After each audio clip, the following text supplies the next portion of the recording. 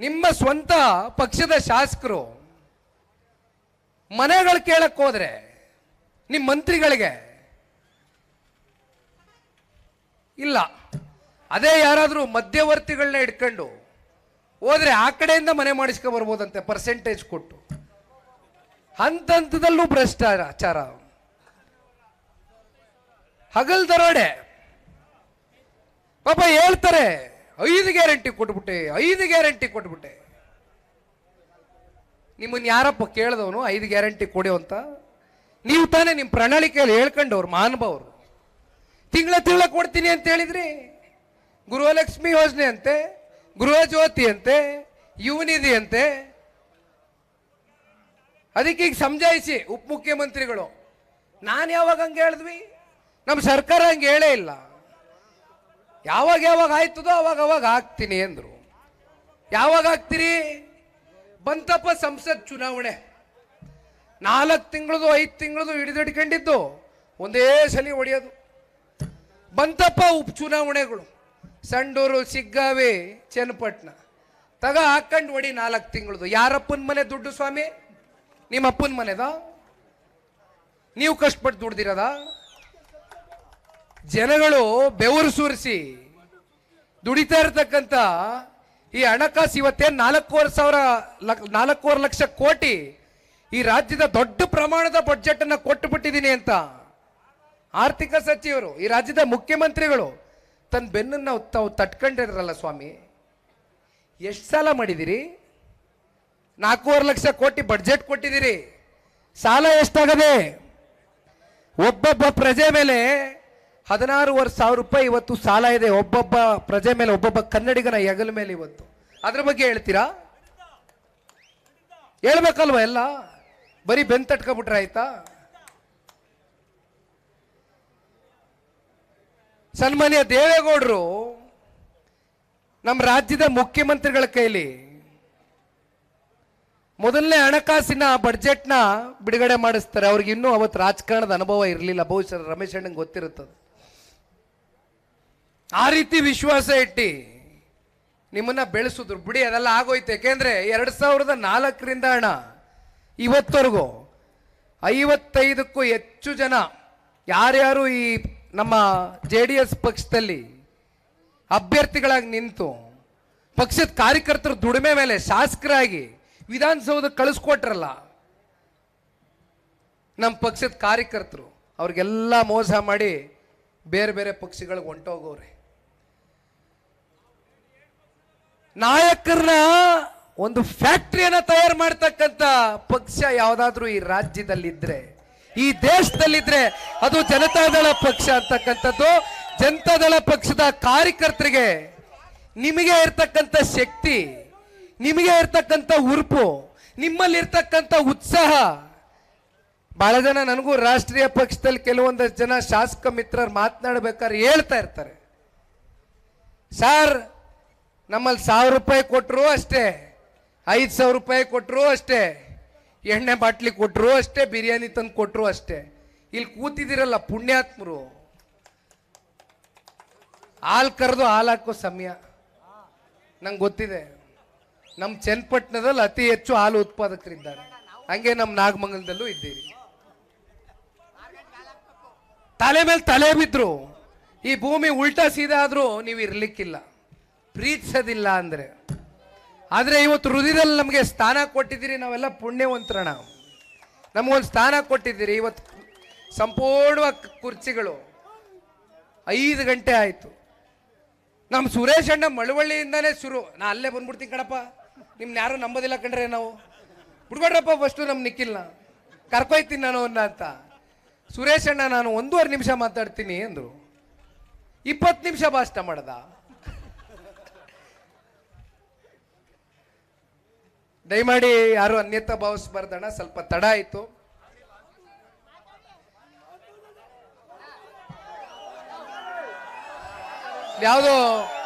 ಯಾವುದೋ ಒಂದು ಹೆಸರು ಕೇಳಿದೆ, ಕುಮಾರಣ್ಣನ ಹಳೇ ಸ್ನೇಹಿತರು, ಅವ್ರ ಹೆಸರು ಬೇಡ ನಮ್ಮ ಬಾಯಲ್ಲಿ. ಉಸ್ತುವಾರಿ ಮಂತ್ರಿಗಳಿಂದ ಆದಿಯಾಗಿ ಪಾಪ ಒಂದಷ್ಟು ಜನ ಸ್ನೇಹಿತರುಗಳು ಕುಮಾರಣ್ಣನ ಮುಖ್ಯಮಂತ್ರಿ ಮಾಡಕ್ಕೆ ಇವರೊಬ್ಬರೇ ಕಾರಣಕರ್ತರಂತೆ. ಹೌದಪ್ಪ, ಕುಮಾರಣ್ಣನ ನೀವು ಮುಖ್ಯಮಂತ್ರಿ ಮಾಡಿದ್ರಲ್ವಾ, ನೀವೆಲ್ಲ ಏನು ಕಾವಿ ಧರಿಸ್ಕೊಬಿಟ್ರ? ಮನೇಲಿ ಕುಂತಿದ್ರ ಹೋಗಿ? ಏನು ಅಪೇಕ್ಷೆ ಪಡ್ಲಿಲ್ವಾ? ನಿಮಗೇನು ಅಧಿಕಾರ ಸಿಕ್ಲಿಲ್ವಾ? ನಿಮಗೆ ಮಂತ್ರಿಗಿರಿ ಕೊಡ್ಲಿಲ್ವಾ ಪಕ್ಷ? ನಿಮ್ಮನ್ನ ಪಕ್ಷ ಬೆಳೆಸ್ಲಿಲ್ವಾ? ನೀವು ಮಾತ್ರ ಪಾಪ ದಾರೆ ಎರೆದು ಬಿಟ್ರ? ನಿಮ್ ಶಕ್ತಿ ಅಲ್ಲ ಕುಮಾರಣ್ಣನಿಗೆ. ಯಾರ ಆಶ್ರಯದಿಂದ ಬೆಳೆದಿದ್ದೀರಿ ನೀವು? ನೆನ್ಸ್ಕೋಬೇಕಲ್ವಾ ಒಂದ್ಸಲಿ.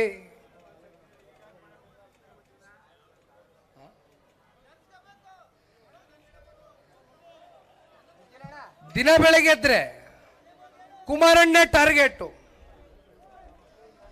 ಕುಮಾರಣ್ಣ ಈ ರಾಜ್ಯ ಬಿಟ್ಟು ರಾಷ್ಟ್ರಕ್ಕೆ ಹೋಗಬಾರ್ದು ಅಂತಕ್ಕಂಥದ್ದು ಸಾಕಷ್ಟು ಧ್ವನಿ ಇತ್ತು. ಅದಕ್ಕೆ ಕಾರಣ ಏನು ಗೊತ್ತೇನಣ್ಣ? ಇವತ್ತು ವಿಧಾನಸೌಧದಲ್ಲಿ ಯಾವುದಾದ್ರೂ ರಾಜಕಾರಣಿ ನೈತಿಕವಾಗಿ ತಲೆ ಎತ್ಕೊಂಡು ತೊಡೆ ತಟ್ಟಿ ಇವತ್ತು ರಾಜಕಾರಣ ಮಾಡ್ತಕ್ಕಂಥ ವ್ಯಕ್ತಿ ಯಾರಾದ್ರೂ ಈ ರಾಜ್ಯದಲ್ಲಿದ್ರೆ ಅದು ಸನ್ಮಾನ್ಯ ಕುಮಾರಣ್ಣ ಅವರು. ಕುಮಾರಣ್ಣ ಅವ್ರು ಇಲ್ದಿರ ವಿಧಾನಸೌಧದ ಒಳಗಡೆ ಯಾರು ಪಾಪ ಇವತ್ತು ಈ ಕಾಂಗ್ರೆಸ್ನವ್ರಿಗೆ ಪ್ರಶ್ನೆ ಮಾಡ್ತಕ್ಕಂಥದ್ದು ಕುಮಾರಣ್ಣನ ಸರಿ ಸಮಾನವಾಗಿ ಯಾರು ಇಲ್ಲ. ಇವತ್ತು ಇಡೀ ರಾಜ್ಯ ಹೇಳ್ತಾ ಇದ್ದಾರೆ ಕುಮಾರಣ್ಣ ಅವ್ರು ಮತ್ ನಮ್ಮ ರಾಜ್ಯಕ್ಕೆ ಬೇಕು ಅಂತ. ಒಬ್ಬ ನಾಯಕನ ಅವಶ್ಯಕತೆ ರಾಜ್ಯದ ಸಮಗ್ರ ಅಭಿವೃದ್ಧಿಯ ದೃಷ್ಟಿಯಿಂದ ಅವಶ್ಯಕತೆ ಇದೆ.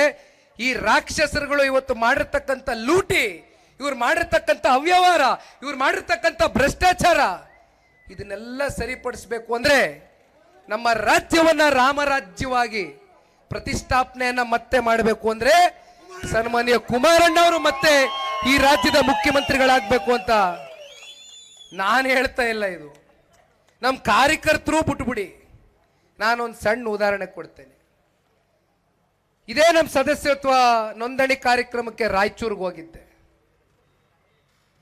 ಮಾನ್ವಿಯಲ್ಲಿ ಕರೆಗುಡ್ಡ ಅಂತಕ್ಕಂಥ ಒಂದು ತಾಲೂಕು. ನಾನಿಲ್ಲಿ ಮಳವಳ್ಳಿಯಲ್ಲಿ ಮಾತಾಡ್ಬೇಕಾದ್ರೆ ಹೇಳ್ತಾ ಇದ್ದೆ.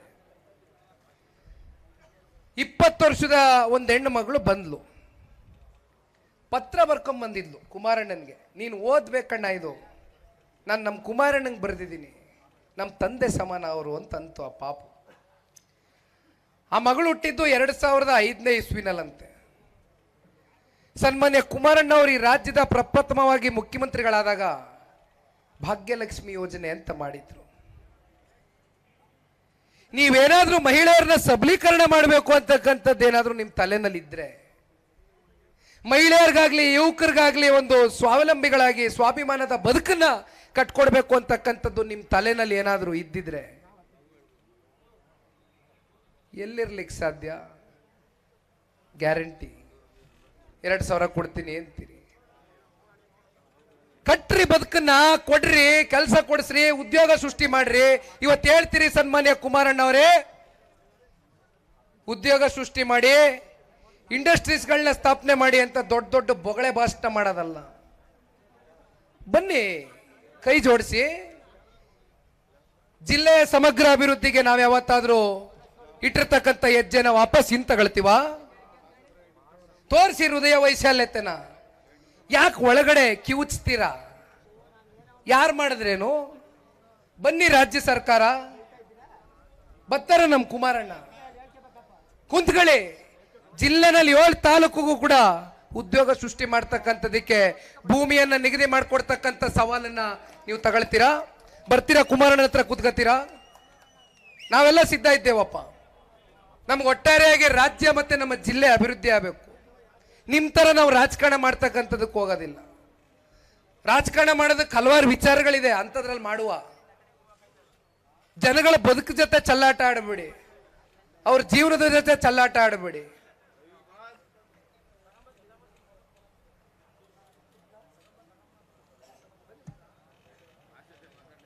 ರಾಜ್ಯಾದ್ಯಂತ ಅಣ್ಣ ನಾನು ಒಂದು ಮಾತನ್ನ ನಿಮಗೆ ತಿಳಿಸ್ಲಿಕ್ಕೆ ಬಯಸ್ತೇನೆ.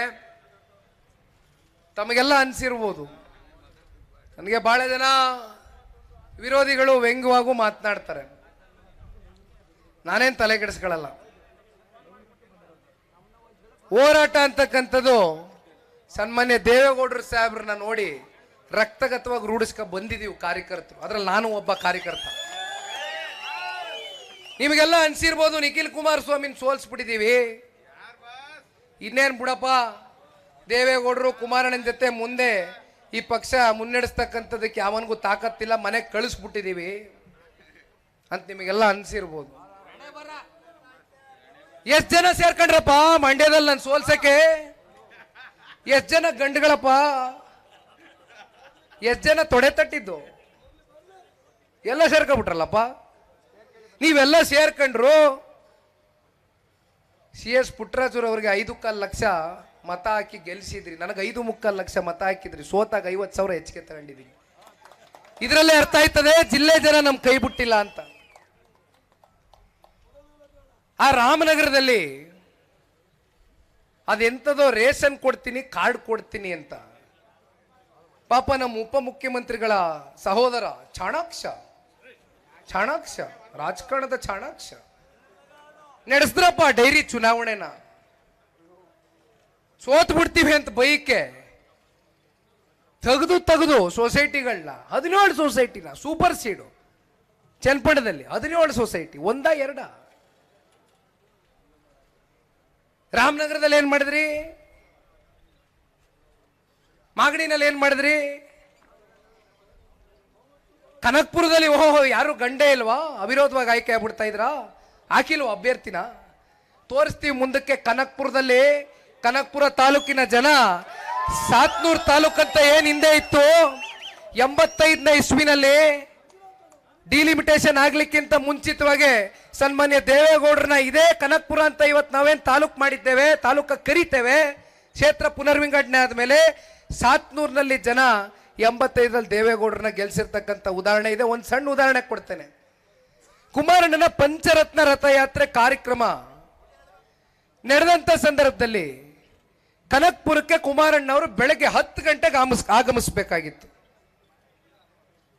ನಿಮ್ಗೆ ಗೊತ್ತಿದೆ ಕುಮಾರಣ್ಣವ್ರು ಎಲ್ಲೋದ್ರೂ ಕೂಡ ಜನಸಾಗರ, ಸ್ಪಂದಿಸಬೇಕಾಗ್ತದೆ, ಸ್ಪಂದಿಸ್ತಕ್ಕಂಥ ಗುಣ ಬೆಳೆಸ್ಕೊಂಡಿದ್ದಾರೆ. ಹೋಗ್ಲಿಕ್ಕೆ ಸಂಜೆ 7 ಗಂಟೆ ಕಣಣ ಕನಕ್ಪುರಕ್ಕೆ. ನನ್ನ ಜೀವನದಲ್ಲಿ ಆ ಮಟ್ಟದ ಪ್ರೀತಿ ನಾನು ನೋಡ್ಲಿಲ್ಲ. 10,000 ಜನಕ್ಕಿಂತ ಹೆಚ್ಚಾಗೆ ಕುಮಾರಣ್ಣನ ಸಂಜೆ 7 ಗಂಟೆವರೆಗೂ. ಏಕೆಂದ್ರೆ ಎಲ್ರಿಗೂ ಭಯದ ವಾತಾವರಣ, ಎಲ್ರಿಗೂ ಬೆದರಿಕೆ. ಇವತ್ತು ಯಾರಲ್ಲ ಹೋಗವನೆ ನಮ್ಮ ಪಂಚಾಯತಿಯಿಂದ, ಯಾರ ಹೋಗವನೆ ನಮ್ಮ ಬೂತಿಂದ, ಬರ್ಕ ಅವನ ಹೆಸರನ್ನ ಹಾಕ, ಅವನಿಗೆ ಫೋನು ಹೇಳೋವನ್ಗೆ, ಕೊಡೋವನ್ಗೆ ಧಮ್ಕಿ. ಒಯ್ತ್ಯಾ ಕುಮಾರಣ್ಣ ಬಂದವ್ರೆ ಅಂತ ಒಯ್ತ್ಯಾ? ನಿಮ್ಮ ಧಮ್ಕಿಗೆ, ನಿಮ್ಮ ಈ ಬೆದರಿಕೆಗೆ ಯಾರು ಎದುರ್ತಕ್ಕಂಥ ಮಗ ಯಾರು ಇಲ್ಲ. ಅದರಲ್ಲೂ ಜನತಾದಳ ಪಕ್ಷದ ಕಾರ್ಯಕರ್ತರು ಎದುರ್ಕೊಳ್ತಕ್ಕಂಥ ಪ್ರಶ್ನೆನೇ ಇಲ್ಲ. 10,000 ಜನ ಸೇರಿದ್ರಣ್ಣ ಅವತ್ತು ಕನಕ್ಪುರದಲ್ಲಿ ಸಂಜೆ 7 ಗಂಟೆಗೆ. ಅದನ್ನ ಕಣ್ಣು ತುಂಬಿಸ್ಕೊಳ್ಳಕ್ಕೆ ಒಂದು ಆನಂದ, ಆ ಪ್ರೀತಿ, ಆ ವಿಶ್ವಾಸ, ನಮ್ಮ ಮೇಲೆ ಇಟ್ಟಿರ್ತಕ್ಕಂಥ ಅಪೇಕ್ಷೆಗಳು, ಇವೆಲ್ಲವನ್ನ ಇವತ್ತು ನಾವು ನಿಮ್ಮ ಜೊತೆ ನಿಂತು ಮುಂದೆ ರಾಜ್ಯದ ಅಭಿವೃದ್ಧಿಗೆ ಕೈ ಜೋಡಿಸ್ಬೇಕಾಗ್ತದೆ. ಅಣ್ಣ ನಾನು ಇವತ್ತು ಈ ರಾಜ್ಯ ಪ್ರವಾಸ ಮಾಡ್ತಾ ಇರ್ತಕ್ಕಂಥದ್ದು ಒಬ್ಬ ಪಕ್ಷದ ಕಾರ್ಯಕರ್ತನಾಗಿ. ನಾನು 3 ಚುನಾವಣೆ ಸೋಲಿನ ಬಗ್ಗೆ ನಾನು ತಲೆ ಕೆಡಿಸ್ಕೊಂಡಿಲ್ಲ. ಮುಂದೆ ನಾನು ಎಲ್ಲಿ ಚುನಾವಣೆ ನಿಲ್ಲಬೇಕು ಅಥವಾ ಚುನಾವಣೆ ನಿಲ್ತೀನ ಅಂತಕ್ಕಂಥದ್ರ ಬಗ್ಗೆ ಕೂಡ ನಾನು ಆಲೋಚನೆ ಮಾಡಿಲ್ಲ. ನನಗೆ ಇರ್ತಕ್ಕಂಥದ್ದು ಒಂದೇ ಗುರಿ. ಜನತಾದಳ ಪಕ್ಷದ ಕಾರ್ಯಕರ್ತರು ಹಲವಾರು ವರ್ಷಗಳಿಂದ, ಹಲವಾರು ದಶಕಗಳಿಂದ ಈ ಪಕ್ಷ ಕಟ್ಟು ಬೆಳೆಸಿದ್ದೀರಿ. ಯಾವುದೇ ನಿರೀಕ್ಷೆಗಳಿಲ್ಲ, ಯಾವುದೇ ಅಪೇಕ್ಷೆಗಳಿಲ್ಲ. ಬಹಳ ಅತ್ಯಂತ ಕಮ್ಮಿ ಅವಧಿಯ ಕಾಲ್ಗಡದಲ್ಲಿ ಕುಮಾರಣ್ಣ ಅವರ ಆಡಳಿತವನ್ನ ಏನು ಮಾಡಿದ್ರು. ಕುಮಾರಣ್ಣ ಅವ್ರ ಮನಸ್ಸಲ್ಲೂ ಒಂದು ನೋವಿದೆ. ನಮ್ಮನ್ನ ಬೆಳೆಸ್ತಂತ ಕಾರ್ಯಕರ್ತರನ್ನ ನಾವು ಗುರುಸ್ತಕ್ಕಂಥದ್ದು ಆಗ್ಲಿಲ್ವಲ್ಲ ಅಂತಕ್ಕಂಥದ್ದು. ಇವತ್ತು ಒಂದು ಮಾತನ್ನ ಹೇಳ್ತೇನೆ ನಮ್ಮ ಪಕ್ಷದ ಕಾರ್ಯಕರ್ತ ಬಂಧುಗಳಿಗೆ. ನಿಮ್ಮ ಗ್ರಾಮ ಪಂಚಾಯಿತಿ, ನಿಮ್ಮ ಜಿಲ್ಲಾ ಪಂಚಾಯಿತಿ, ತಾಲೂಕು ಪಂಚಾಯಿತಿ ಚುನಾವಣೆಗಳು ಡಿಸೆಂಬರ್ ತಿಂಗಳಲ್ಲಿ ಗ್ರಾಮ ಪಂಚಾಯಿತಿ ಚುನಾವಣೆ ನಡಿಬೇಕಾಗಿದೆ. ತಯಾರಾಗಿ ಹಳ್ಳಿಗಳಲ್ಲಿ ಜನಗಳ ಜೊತೆ ಇರಿ, ಜನಗಳ ಜೊತೆ ಬೆರೆಯೋಣ. ಜನಗಳ ಕಷ್ಟದಲ್ಲಿ, ಅವ್ರ ಸುಖದಲ್ಲಿ ನಾವು ಪಾಲ್ದಾರರಾಗಿರೋಣ. ಜನ ನಮ್ಮನ್ನು ಗುರುತಿಸ್ತಾರೆ, ಈ ಪಕ್ಷ ನಿಮ್ಮನ್ನು ಗುರುತಿಸುತ್ತೆ.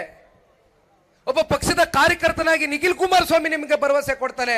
ಇಲ್ಲಿ ಸುರೇಶ್ ಅಣ್ಣ ಇರ್ಬೋದು, ಅಂದಾನಿ ಸಾಹೇಬ್ರು ಇರ್ಬೋದು, ನಮ್ಮ ಎಚ್ ಟಿ ಮಂಜಣ್ಣ ಅವರು ಇರ್ಬೋದು, ಯಾರೇ ಇರ್ಬೋದು, ಅಭ್ಯರ್ಥಿಗಳ ಜೊತೆ ಕೂತು ಚರ್ಚೆ ಮಾಡ್ತೇನೆ, ಅವಕಾಶಗಳು ಕಲ್ಪಿಸ್ಕೊಡ್ತೇವೆ. ಧೃತಿಗೆ ಹೇಳೋದು ಬೇಡ. ಇದು ನೀವು ಕಟ್ಟಿರ್ತಕ್ಕಂಥ ಪಕ್ಷ, ಇದು ನಿಮ್ಮ ಪಕ್ಷ, ಇದು ಕಾರ್ಯಕರ್ತರ ಪಕ್ಷ. ನಾಯಕರನ್ನ ಫ್ಯಾಕ್ಟ್ರಿ ನಾಯಕರುಗಳನ್ನ ತಯಾರಿ ಮಾಡಿದ್ದೀರಿ. ನೀವು ನಾಯಕರುಗಳ ತಯಾರಿ ಮಾಡಿ ಕಳಿಸಿದ್ದೀರಿ. ಮುಂದಿನ ದಿನಗಳಲ್ಲಿ ಈ ಪಕ್ಷದಲ್ಲಿ ಶಾಸಕರಾಗ್ತಕ್ಕಂಥವ್ರನ್ನ ಪ್ರಾಮಾಣಿಕರನ್ನ ಗುರುತಿಸೋಣ, ಪ್ರಾಮಾಣಿಕರಿಗೆ ಅವಕಾಶ ಮಾಡ್ಕೋಣ. ಅವನ ಹತ್ರ ದುಡ್ಡದೆ, ಅವನ ಹತ್ರ ಒಂದು 50 ಕೋಟಿ ಇಟ್ಕೊಂಡವನೇ ಚುನಾವಣೆ ಮಾಡಕ್ಕೆ. ನಮಗಂತವ್ರು ಬೇಡ. ನಮಗ್ ಬೇಕಾಗಿರ್ತಕ್ಕಂಥದ್ದು ಪ್ರಾಮಾಣಿಕರು. ಯಾಕಂದ್ರೆ ನೀವು ದುಡಿದಿರ್ತೀರಿ, ನೀವು ಕಷ್ಟ ಬಿದ್ದಿರ್ತೀರಿ, ನೀವು ಅವ್ರನ್ನ ಶಾಸಕರಾಗಿ ಮಾಡಿರ್ತೀರಿ. ಕೊನೆಗೆ ಪಕ್ಷಕ್ಕೆ ಮೋಸ ಮಾಡೋಗ್ತಕ್ಕಂಥದ್ದು ಅಷ್ಟೇ ಅಲ್ಲ, ಪಕ್ಷಕ್ಕೆ ಮೋಸ ಮಾಡ್ತಕ್ಕಂಥವ್ರು ಎತ್ತ ತಾಯಿಗೆ ಮೋಸ ಮಾಡ್ತಕ್ಕಂಥ ಇದಕ್ಕಿಂತಲೂ ಕಡೆ ಅಂತಕ್ಕಂಥದ್ದನ್ನ ಈ ಸಂದರ್ಭದಲ್ಲಿ ಹೇಳ್ಬೇಕಾಗ್ತದೆ. ಈ 3 ವರ್ಷ ನಾನು ಯಾಕೆ ಈಗಲೇ ಬೀದಿಗೆ ಇಳಿದಿದ್ದೀನಿ ಅಂದ್ರೆ, ಚುನಾವಣೆ ಟೈಮ್ ಅದೇ, ಮುಂದಿನ ವಿಧಾನಸಭಾ ಚುನಾವಣೆ ನೋಡ್ಕೊಳ್ಳುವ. ಇವತ್ತು ನಾನು ಈ ಪಕ್ಷದ ಕಾರ್ಯಕರ್ತನಾಗಿ ಪಕ್ಷದ ವರಿಷ್ಠರು ಸನ್ಮಾನ್ಯ ದೇವೇಗೌಡರು ಸಾಹೇಬ್ರಿಗೆ ಇರ್ತಕ್ಕಂಥ ವಾಸ್ತವಾಂಶ ಅವ್ರ ಮುಂದೆ ಇಡಬೇಕು. ಯಾರು ನಿಜಕ್ಕೂ ಕಷ್ಟಪಟ್ಟು ದುಡಿತಾವ್ರೆ, ಯಾರು ಹಿಂದುಳ್ಕೊಂಡವ್ರೆ ಪಾರ್ಟಿಲಿ, ಅವ್ರನ್ನ ಮುಂದೆ ಬರಕ್ ಬಿಡ್ತಾ ಇಲ್ಲ, ಅಂತವ್ರನ್ನ ಆಚೆ ತಗೊಬರ್ಬೇಕು, ಅಂತವ್ರನ್ನ ಗುರುತಿಸ್ಬೇಕು, ಅಂತವ್ರಿಗೆ ಟಿಕೆಟ್ ಕೊಡಬೇಕು, ಸ್ಥಾನಮಾನ ಕೊಡಬೇಕು. ಆಗ್ಲೇ ಈ ಪಕ್ಷ ಇನ್ನು ಉಳಿಲಿಕ್ಕೆ ಸಾಧ್ಯ, ಬೆಳಿಲಿಕ್ಕೆ ಸಾಧ್ಯ. ಸನ್ಮಾನ್ಯ ದೇವೇಗೌಡರು ಸಾಹೇಬರು ಮೊನ್ನೆ ನಾನು ನಮ್ಮ ದೇವದುರ್ಗಕ್ಕೆ ಹೋದಾಗ ಹೆಲಿಕಾಪ್ಟರ್ ಬರ್ತಾ ಇದ್ವಿ ಇಬ್ರು. ಅವರು ನನಗೆ ಭಾವನಾತ್ಮಕವಾಗಿ ಒಂದು ಮಾತನ್ನ ಹೇಳಿದ್ರು. ಒಳಗಡೆ ಬಹಳ ನೋವಾಯ್ತು. ನಂದು ಒಂದೇ ಆಸೆ ಕಣಯ್ಯ, ನಮ್ಮ ಪಕ್ಷದ ಕಾರ್ಯಕರ್ತರನ್ನು ಉಳಿಸ್ಬೇಕು. ನಮ್ಮನ್ನು ಬೆಳೆಸಿದರೆ ಕಣೋ, ಏನು ನಿರೀಕ್ಷೆ ಇಲ್ದಿರ ನನ್ನ ಹೋರಾಟಕ್ಕೆ ಬೆಂಬಲವಾಗಿ ನಿಂತು ಪಕ್ಷನ ಇಷ್ಟು ದೊಡ್ಡ ಮಟ್ಟದಲ್ಲಿ ಬೆಳೆಸ್ಕೊಂಡಿದ್ದಾರೆ. ಅಂತ ಕಾರ್ಯಕರ್ತರನ್ನ ಉಳಿಸ್ಕೋಬೇಕು ಕಣಯ್ಯ. ಇನ್ನು 3 ವರ್ಷದಲ್ಲಿ ನನ್ನ ಕಣ್ಣೆದುರುಗಡೆ ಈ ಪಕ್ಷವನ್ನ ಅಧಿಕಾರಕ್ಕೆ ತಗೊಂಡು ಬರಬೇಕು ಸ್ವತಂತ್ರವಾಗಿ. ಅದು ಒಂದೇ ನನಗೆ ಆಸೆ ಕಣಪ್ಪ ಅಂತ ಹೇಳಿದ್ರು. ನಾನು ದೊಡ್ಡ ಸಾಹೇಬ್ರಿಗೆ ಹೇಳಿದ್ದೇನೆ, ನೀವು ಶತಾಯುಷಿಗಳಾಗಿ ಬದುಕ್ತೀರಿ. ನಿಮ್ಮಂತ ಪುಣ್ಯಾತ್ಮರಿಗೆ ಸಾವಿಲ್ಲ. ನೀವು ಶಾಶ್ವತವಾಗಿ ಪ್ರತಿಯೊಬ್ಬ ಹೃದಯದಲ್ಲಿ ಇವತ್ತು ನೆಲೆ ಊರಿದ್ದೀರಿ. ನೀವು ಮಾಡಿರ್ತಕ್ಕಂಥ ಒಳ್ಳೆ ಕೆಲಸ, ನಿಮ್ಮ ಸಮಾಜ ಕಟ್ತಕ್ಕಂಥ ಒಂದು ಚಿಂತನೆ, ಆ ಕಾಳಜಿ, ಅದನ್ನ ನಮ್ಮ ಪಕ್ಷದ ಕಾರ್ಯಕರ್ತರು ನಾವೆಲ್ಲ ಮುಂದುವರ್ಸ್ಕೊಂಡು ಹೋಗ್ತೀವಿ. ನಿಮ್ ಕಣ್ ಮುಂದೆ ಈ ಪಕ್ಷ ಬೆಳೆಸ್ತೇವೆ, ಕಟ್ತೇವೆ ಅಂತಕ್ಕಂಥ ಮಾತನ್ನ ನಿಮ್ ಪರವಾಗಿ ನಾನು ಕೊಟ್ಟು ಬಂದಿದ್ದೇನಣ್ಣ ದೇವೇಗೌಡರ ಸಾಹೇಬರಿಗೆ. ಈ ಪಕ್ಷ ಕಟ್ಬೋದಲ್ವೇ, ಉಳಿಸ್ಕೋಬೋದಲ್ವಾ? ನೀವು ತೀರ್ಮಾನ ಮಾಡ್ಕೋಬೇಕಣ್ಣ. ನಿಮ್ ಸಹಕಾರ ಮುಖ್ಯ. ನೀವಿದ್ರೆ ನಾವು, ನಮ್ಮಂತವ್ರು ಎಷ್ಟು ಜನ ಬೇಕಾದ್ರೆ ನೀವು ಸೃಷ್ಟಿ ಮಾಡಿದ್ದೀರಿ. ಇತಿಹಾಸ ಇದೆ, ಜನತಾದಳ ಪಕ್ಷಕ್ಕೆ ಇತಿಹಾಸ ಇದೆ. ಆ ಇತಿಹಾಸವೇ ಜನತಾದಳ ಪಕ್ಷದ ಕಾರ್ಯಕರ್ತರ ಶಕ್ತಿ, ಶ್ರಮ, ದುಡಿಮೆ. ಅದನ್ನ ನಾವು ಎಂದೂ ಕೂಡ ಮರೀಲಿಕ್ಕಾಗಲ್ಲಣ್ಣ. ಈಗಾಗಲೇ ಸಮಯ 5 ಗಂಟೆ ದಾಟಬಿಡದೆ. ಸುರೇಶ್ ಅಣ್ಣನ ಮನೇಲಿ ಮುದ್ದೆ ಉಪ್ಸಾರು, ಇವತ್ತು ಸೋಮವಾರ ಈಶ್ವರನ ದಿನ, ಇವತ್ತೇನು ನಾಟಿ ಕೋಳಿ ಇಲ್ಲ. ತಿನ್ಕೊಂಡು ನಿಮ್ಗೆಲ್ಲ ಫೋಟೋ ಗಿಟ ತಗೊಂಡು ನಿಮ್ ಜೊತೆ ಕೂತ್ ಮಾತಾಡ್ಕೊಂಡು ಕಾಫಿ ಕುಡ್ಕೊಂಡು ಹೋಯ್ತೀನಿ. ಆಗ್ಬೋದಾ? ಒಳ್ಳೇದಲ್ಲ ಅಣ್ಣ. ಜೈ ಹಿಂದ್, ಜೈ ಕರ್ನಾಟಕ. ಸ್ವಾದಿಷ್ಟತೆಯ ಸ್ವಾದ, ತಾಜಾತನದ ಆಹ್ಲಾದ, ಉತ್ತಮ ಆರೋಗ್ಯ ಮತ್ತು ಹೆಚ್ಚಿನ ರೋಗ ನಿರೋಧಕ ಶಕ್ತಿಯ ವೃದ್ಧಿಗೆ ಈಗ ನಿಮಗೆ ಸಿಗುತ್ತಿದೆ ಉತ್ತಮ ಗುಣಮಟ್ಟದ ಪೌಷ್ಟಿಕಾಂಶ Shri Vaidik millet health mix. ಇದು ಸಿರಿಧಾನ್ಯಗಳ ಸಂಪತ್ತು.